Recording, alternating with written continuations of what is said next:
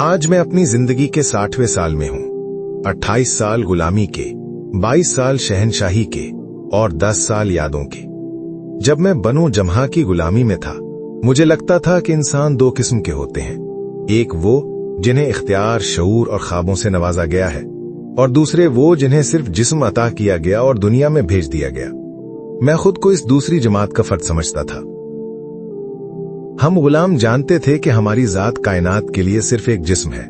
इसे बेचा जा सकता, खरीदा जा सकता, जिस पर गुस्सा निकाला जा सकता, जिसकी खाल खींची जा सकती। जिस्म की अच्छाई या बुराई के सिवा हमारी कोई बात काबिले जिक्र नहीं थी। हमारे जहन भी कभी सवाल उठाते, रूह भी कभी तलत्तुम महसूस करती, मगर मौशरती जबर की दीवार इतनी ऊंची थी कि टकराने का तसव्वुर भी हमें पाश पाश कर देने के लिए काफी था।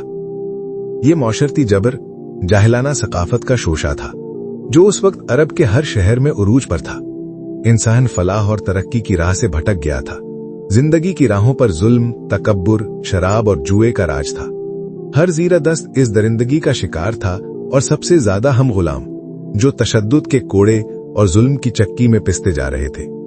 ये एक आहिनी कफस था जिसमें कोई रोजन नहीं, कोई आवाज बाहर नहीं जाती थी। आका बदलते रहते, मगर हर तब्दीली हमारी जिंदगी की चक्की को और तेज करती। हम चीखते, मगर किसी से जवाब न आता। कोई मजहब हमारी दस्तगीरी के लिए मौजूद न था। पुराने मजाहिब तहरीफों में गुम हो चुके थे, और मजहबी कायदीन ने वक्त के हुक्मरानों के साथ सौदे कर रखे थे। कुरैशे मक्का ने मुशरिकाना मजहब के साथ काबे के कारोबार को भी मजबूती से संभाला हुआ था। ताइफ और मक्का के ताजरों ने सूद के जाल बिछा रखे थे।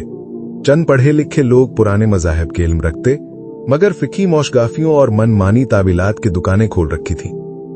ऐसा घप अंधेरा था कि किसी सिमत, किसी उम्मीद अफसा एतिकाद की किरण भी नहीं दिखाई देती थी। उसी वक्त मक्का में एक वाकया रुनुमा हुआ जिसने शहर की फजा बदल दी। एक तूफान की आमद थी। हर एक ने इसे महसूस किया। कुछ इसे अपनी जात के लिए खतरा समझा, कुछ इज्तिमाई सानहा, और कुछ खुशफहम इसे अहम न समझा। मगर हर गुफ्तगू में यही जिक्र छड़ता, मोहम्मद सल्लल्लाहु अलैहि वसल्लम ने रिसालत का दावा किया है। वो ला इलाहा इल्लल्लाह का दर्स देते हैं, इंसानी मसावात और गरीबों के हुकूक की बात करते हैं। मैं बिलाल हबशी गुलाम भी सोचने पर मजबूर हुआ। घप अंधेरे में एक जोत जागी थी।